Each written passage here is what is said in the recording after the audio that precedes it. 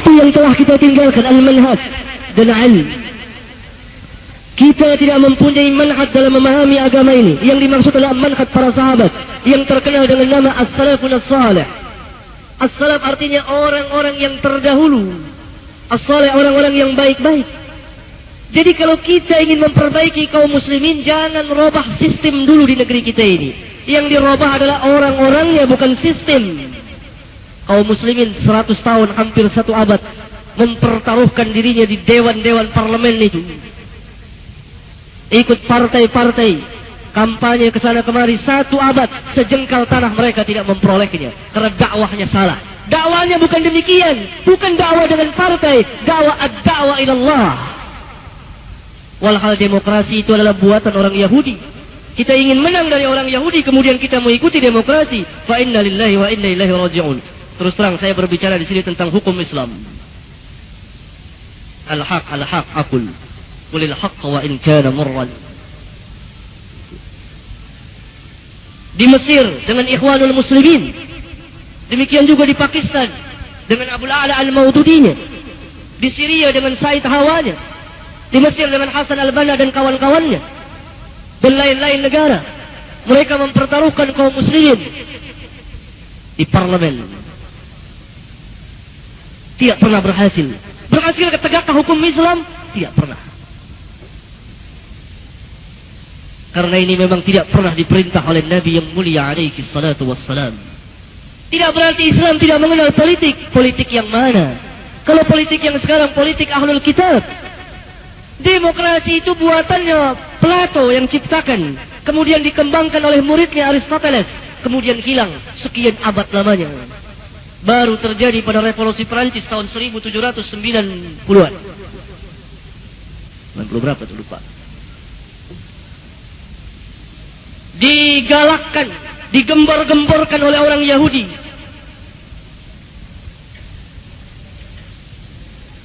Slogan-slogan kebebasan, persamaan, dan lain-lain. Sampai tercetus demokrasi itu. Itu bahasa orang Yunani, artinya demos dan kratos. Demos itu kekuasaan, kratos itu rakyat, kekuasaan dari tangan rakyat. Sedangkan Islam, hukum kepunyaan Allah tabaraka wa ta'ala. Wa man lam yahkum bima anzalallah fa ulaika humul kafirun. Jadi bagaimana kita memperbaiki kaum muslimin? Memperbaiki kaum muslimin ad-da'wa ila Allah. Tegakkan tauhid di permukaan bumi ini, mengajak manusia dan jangan pedulikan hukum selain Allah. Kita berjalan di atas bumi Allah ini mengikuti syariat Rabbul Alamin. Selainnya serahkan kepada Rabbul Alamin. Lupakah kita ketika Nabi yang mulia diajak kepada parlemen untuk duduk bersama di dewan mereka dan akan diangkat menjadi pemimpin tertinggi? Nabi tidak mau, karena akan mempertaruhkan agamanya. Turun ayat yang mulia, qul ya ayyuhal kafirun. Sebaliknya Islam pun tidak mengenal pemberontakan. Ajaran para sahabat itu tidak mengenal pemberontakan. Ad-da'wa ilallah. Ad-da'wa ilallah. Umat ini disadarkan, kita belum berhasil membina umat ini. Islam bertarung dengan Islam. Kaum muslimin bertarung dengan kaum muslimin sendiri. Itu menunjukkan kita belum berhasil. Orang Islam banyak yang syirik. Sementara kita akan ajak kepada sistem negara Islam. Kita belum membina Islam, belum membina kaum muslimin. Syirik bertebaran di mana-mana. Ya Rabbi bil Mustafa itu entah berapa ribu kaum muslimin. Ya Rabbi bil Mustafa. Itu lafaz syirik. Ya Rabbi bil Mustafa. Wahai Tuhanku dengan sebab. Itu bak sababiyah kata orang Arab. Balik maqasid dan sampaikanlah maksud-maksud kami. Itu bertawasul meminta kepada Allah dengan perantara Nabi yang mulia, syirik. Belum lagi kaum kita yang mendatangi kubur-kubur tertentu, mengambil tanah-tanah kuburan, memakai jimat-jimat, mantra-mantra, pelet-pelet yang sekarang iklannya itu ada di koran, ada di TV. Bahkan orang kita kalau ada apa-apa datang kepada orang pintar istilahnya. Allahu Akbar. Bukan ulama, orang pintar. Bid'ah bertebaran, yang besar yang kecil. Selama kita mengadakan maulid Nabi, selama itu juga kita akan menjadi lemah. Bohong kalau dikatakan mengadakan maulid itu akan memberikan semangat kepada kaum muslimin. Saya tanya, berapa puluh tahun kita sudah melaksanakan maulid? Mana semangatnya? Mana semangatnya? Sejarah telah diputar balik. Siapa yang membuat maulid ini? Maulid ini tidak dikenal kecuali setelah 3 abad. A'immatul arba'ah, imam yang 4, Abu Hanifah, Malik, Syafi'i dan Ahmad tidak pernah mengenalnya. Tidak pernah ada tuh 3 abad. Yang pertama kali membuat siapa?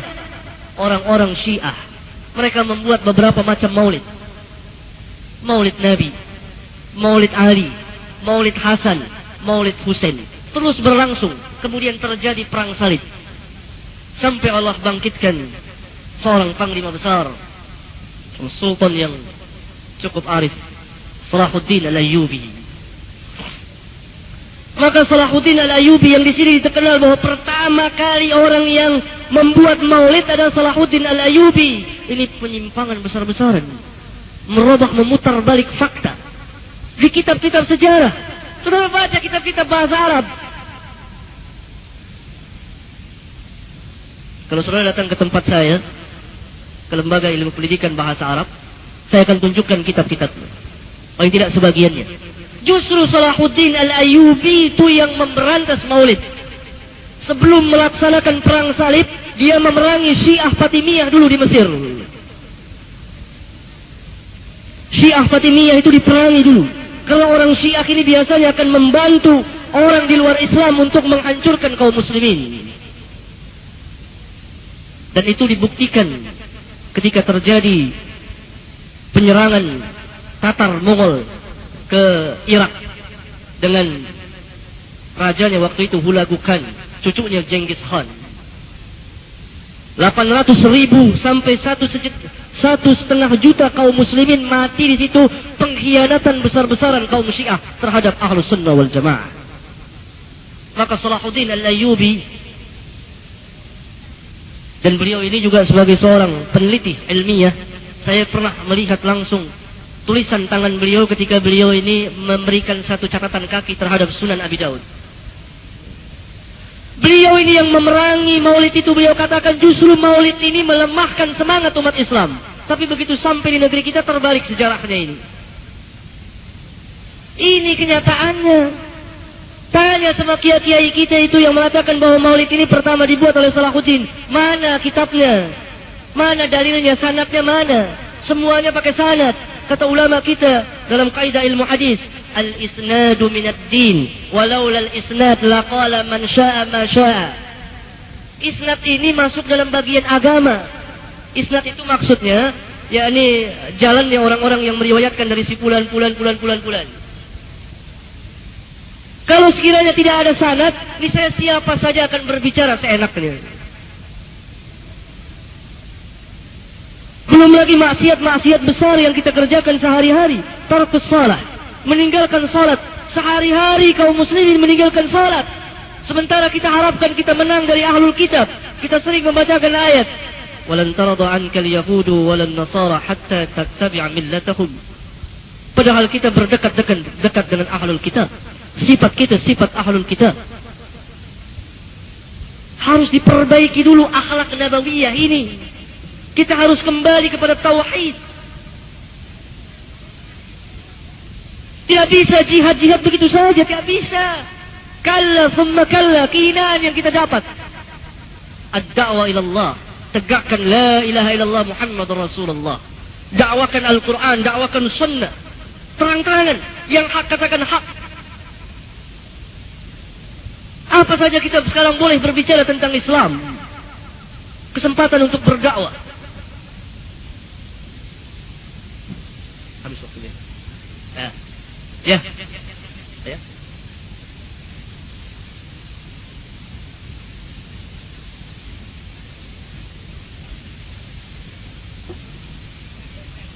Habis waktunya nanti nggak bisa tanya jawab. Ya. Ini masalah yang pertama yang telah kita tinggalkan kaum muslimin. Kesimpulannya adalah yang telah kita tinggalkan itu adalah metode beragama ini, cara memahami agama ini, cara memahami Al-Quran dan Sunnah. Itu dengan cara apa? Ala fahmi sahabat. Catat itu, menurut pemahaman para sahabat. Kita melihat akidah kita sudah sama dengan akidah para sahabat. Seperti saya berikan contoh tadi tentang al-ulu, ketinggian Allah. Tidak mentakwil sifat Allah. Kaum muslimin ketika berhadapan dengan firman Allah, yadullahu fawqa aydihim, ditakwil, ini kekuasaan Allah. Tangan ditakwil kekuasaan, fa inna lillahi wa inna ilaihi raji'un. Enggak ada sahabat mentakwil. Tangan ya tangan, tetapi jangan katakan tangan Allah sama dengan tangan kita. Nama boleh sama, zat tidak sama. Saya mau tanya, anjing punya tangan, punya kaki apa tidak? Punya. Kita juga punya tangan, punya kaki. Namanya sama, tangan dan kaki juga. Apakah tangan kita sama dengan tangan anjing? Apanya yang sama? Nama, zatnya tidak sama. Allah punya tangan, kita punya tangan. Sama nama, zatnya tidak sama, tidak boleh ditakwil. Kalau kita takwil dengan kekuasaan, kita akan berhadapan dengan ayat akhir surat Shad.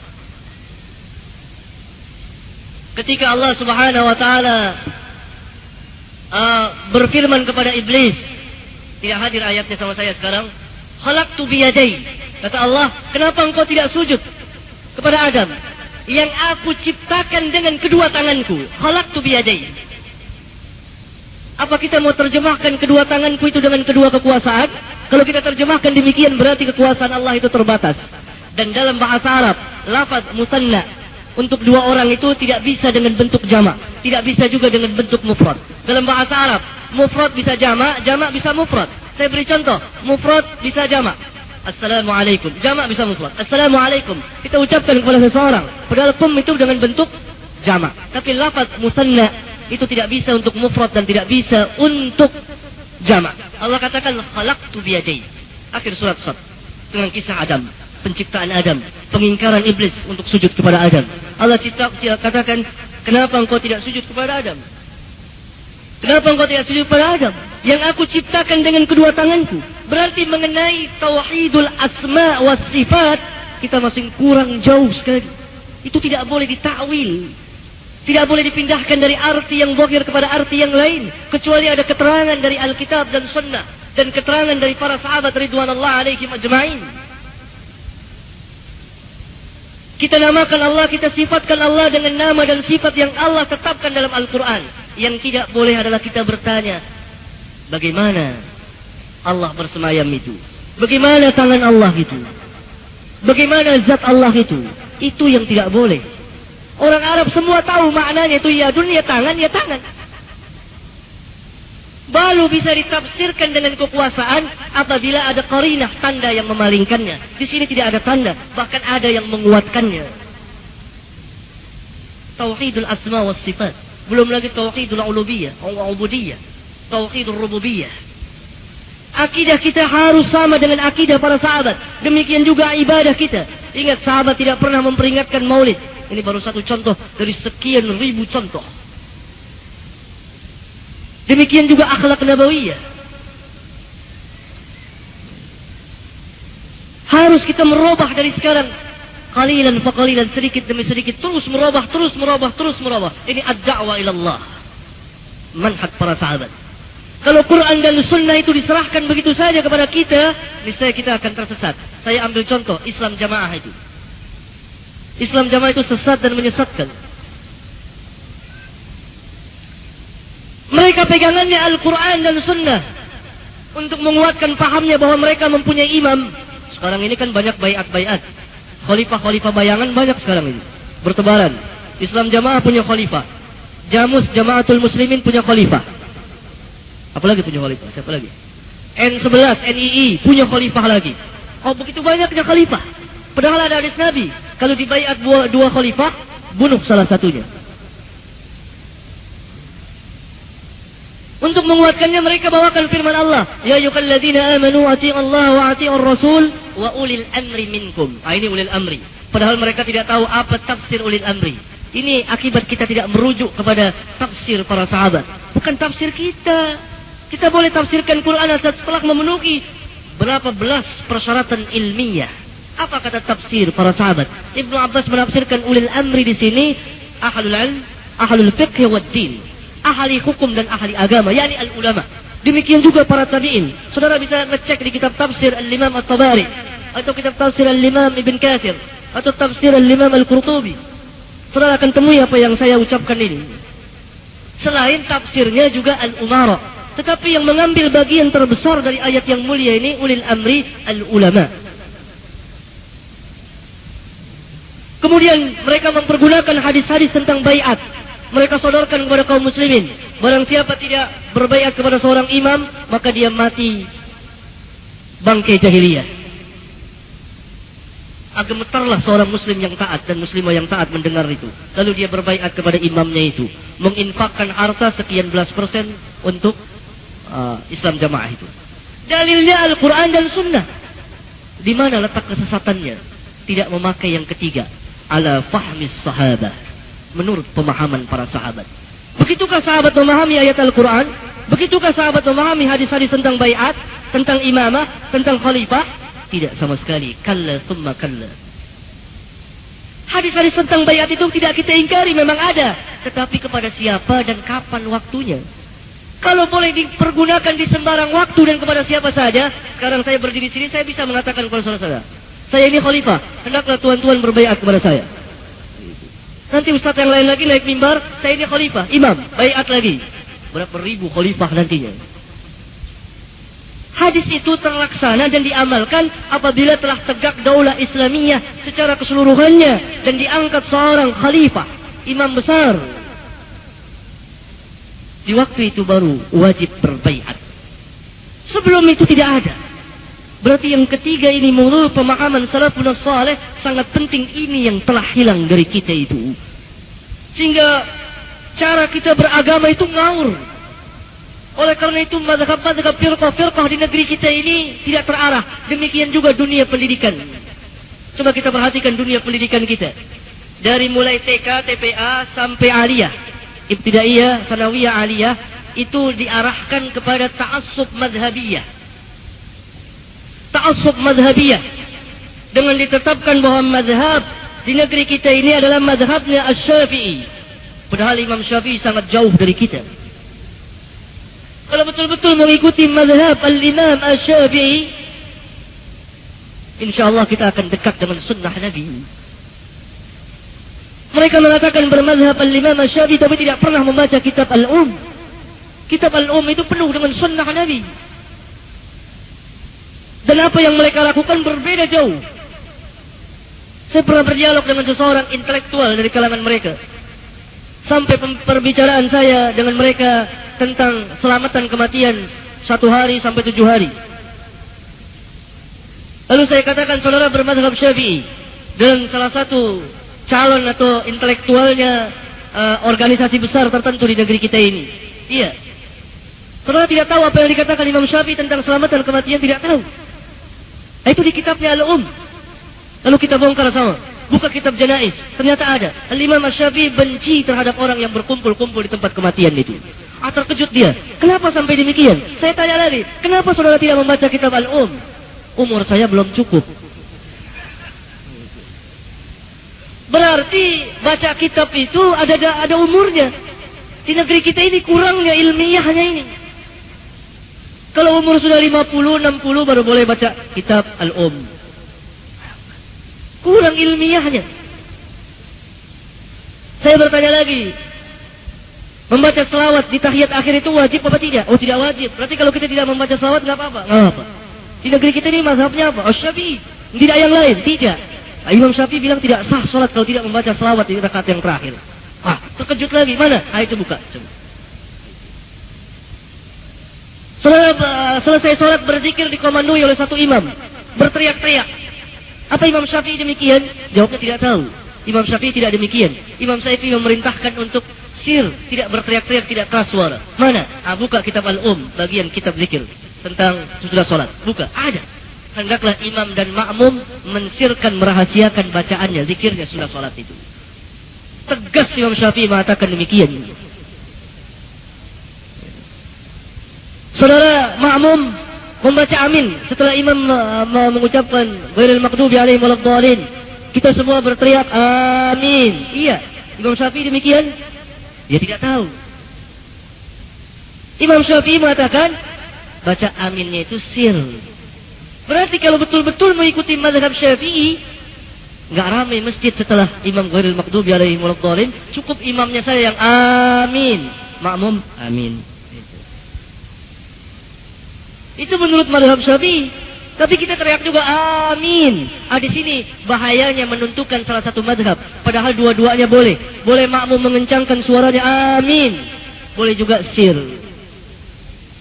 Karena masing-masing imam mazhab itu ada kelebihan, ada kekurangannya. Jangan pegang salah satunya. Dari tingkat dasar sampai aliyah itu dididik. Umumnya pendidikan di negeri kita ini ta'assub madhabiyah, kepanatikan terhadap satu mazhab. Iya kalau mengikuti Imam Syafi'i benar-benar. Kalau tidak, dari mulai tingkat aliyah ke atas, jamiah, universitas, ada kebebasan, tidak terarah, tidak ada manhaj.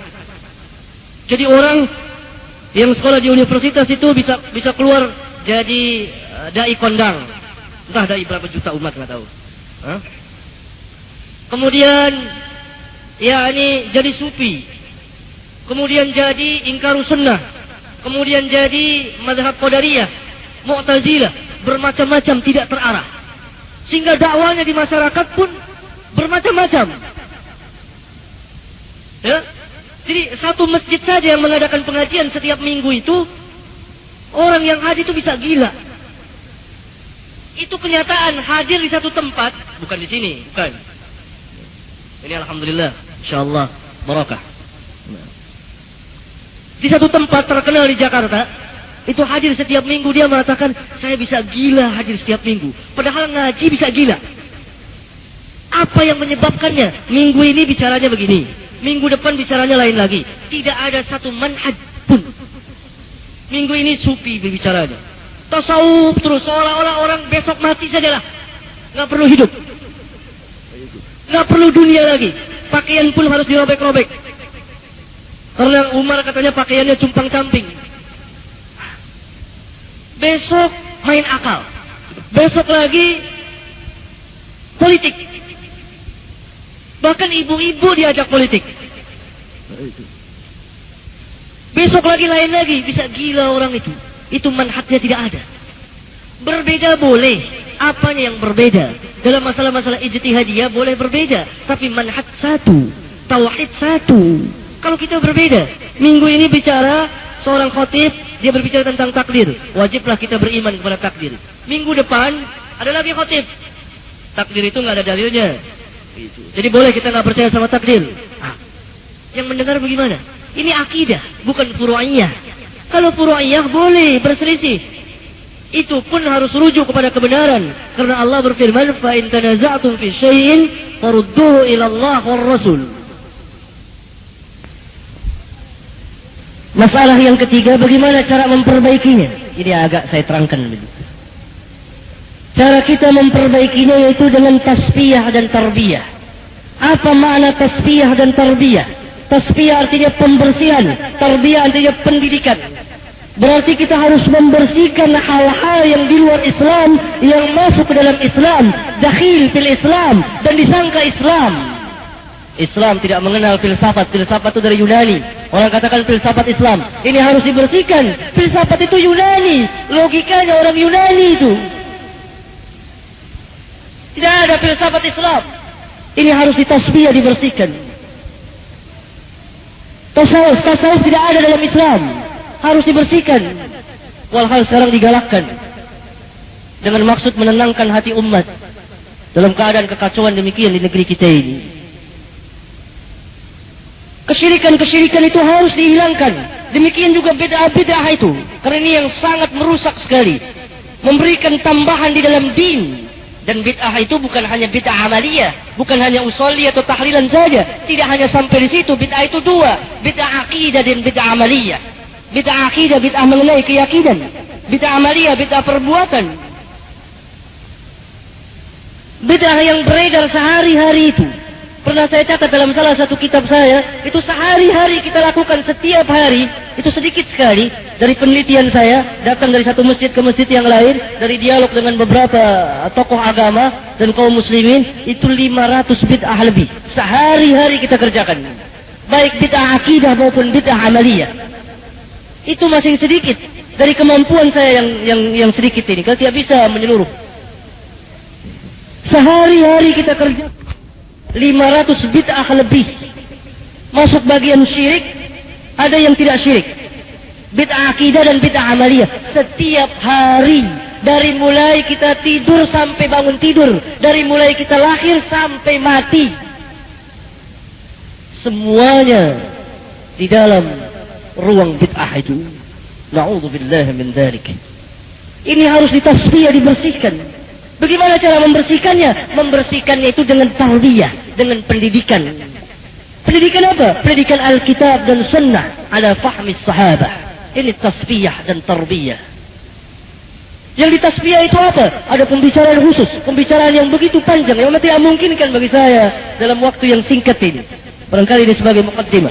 Kita tasfiyah berbicara tentang Quran. Apa yang harus dibersihkan itu dari tafsir-tafsir yang menyimpang. Tasfiyah dari tarikh, sejarah. Tasfiyah tentang sunnah. Begitu banyaknya sunnah yang daif, yang maudhu beredar itu. Justru hadis-hadis yang palsu, yang tidak ada asal usulnya itu naik ke permukaan itu. Raja'na minal jihadil asghar ila jihadil akbar. Ini hadis ini masyhur kalau bulan puasa ini, bulan Ramadan. Kita kembali dari peperangan yang kecil menuju peperangan yang besar. Allahu akbar. Ini hadis la asla lahu. Hadis ini batil, min abduril batil, dari sebatil-batil hadis. Dibawakan oleh Al-Imam Al-Ghazali di kitab Ihya'nya di dua tempat. Al-Imam Al-Ghazali bukan ahlul hadis, dan beliau rahimallahu taala mengatakan langsung di akhir hayatnya, bidha'ati fi ilmi al-hadis mizjatun. Dalam kitab beliau Al-Qanun. Beliau punya kitab pelukan banyaknya, salah satu kitab Al-Qanun. Beliau terangkan, barang daganganku, perbendaharaanku dalam ilmu hadis ini sedikit sekali. Karena kejujuran yang luar biasa ini, karena keikhlasan ini, maka Allah takdirkan di akhir hayatnya beliau sedang mempelajari Sahih Bukhari. Bahkan dalam salah satu riwayat, beliau mati sedang membaca Sahih Bukhari. Demikian juga tentang pemikiran fikrah, harus ditasfiyah. Begitu banyak pemikiran-pemikiran yang rancu di kalangan kaum muslimin ini, khususnya tokoh-tokohnya ini. Salah satu kerancuan pemikiran kita adalah memperjuangkan Islam lewat parlemen. Bukan memperjuangkan Islam lewat Alkitab dan Sunnah itu. Ad-da'wah ilallah, mengikuti tarikh, perjalanan al-anbiya wal mursalin. Bukan perjalanan di ahlul kitab. Sadaqah, benarlah apa yang dikatakan oleh Nabi yang mulia alaihi salatu wassalam. Dalam salah satu hadis yang derajatnya mutawatirun, dikeluarkan oleh Bukhari, Muslim dan lain-lain. La tattabi'unna sunana man kana qablakum shibran bi shibrin wa dhira'an bi dhira'in hatta law dakhalu hujra dabbin la dakhaltumuh. Sungguh kamu akan mengikuti perjalanan orang-orang yang sebelum kamu, sejengkal demi sejengkal, sehasta demi sehasta, sehingga kalau mereka masuk ke lubang bab itu bukan biawak, tapi semacam biawak yang ada di Arab, dan tempatnya itu di lubang-lubang sempit. Sampai ke lubang-lubang yang sempit, yang kecil pun kamu akan mengikutinya. Al-Yahud wan Nasara, kata para sahabat. Faman, jawab Nabi, siapa lagi kalau bukan mereka itu? Jadi harus ada tasfiyah, harus ada tarbiyah. Ketika kita memberantas, membersihkan syirik, harus kita jelaskan tauhid. Ketika kita memberantas bid'ah, harus bersamaan dengan menjelaskan sunnah. Ketika kita menerangkan yang haram, harus diberi jalan keluar, ini yang halal. Ketika kita mengatakan bahwa parlemen itu buatan Yahudi, mana yang benar, mana yang hak, begitu seterusnya, begitu seterusnya. Ada dihapus, ada jalan keluar, begitu seterusnya. Tasfiyah, tarbiyah, tasfiyah, tarbiyah. Barangkali inilah yang bisa saya sampaikan, dan mohon maaf kalau ada kata-kata yang kurang berkenan. Dan dalam waktu yang singkat, insyaallah kita akan bersoal jawab. Alhamdulillah. Jamaah sekalian, demikian tadi paparan materi yang disampaikan oleh Ustaz Abdul Hakim. Dan kita buka selanjutnya untuk menjawab pertanyaan-pertanyaan. Kalau ada yang mau tanya langsung silahkan. Ada yang belum paham sementara saya mengecek. Silakan. Barangkali ini satu pertanyaan dulu yang perlu saya jawab. Yakni mengenai turunnya Isa bin Maryam alaihi salatu wassalam. Bagaimana sebenarnya? Tentang turunnya Isa bin Maryam, derajat hadisnya mutawatirun. Berpuluh sahabat, berpuluh hadis tentang Isa bin Maryam. Dan tidak ada seorang pun ulama yang membaikkan hadis ini, kecuali ulama-ulama yang memang kurang mengerti tentang ilmu hadis, bahkan ummi, buta huruf dalam hadis. Hadisnya sahih, mutawatirun. Oleh karena itu, akidah kita meyakini bahwa Isa bin Maryam nanti akan turun dan belum mati sampai sekarang, mendekati yaumul qiyamah nanti.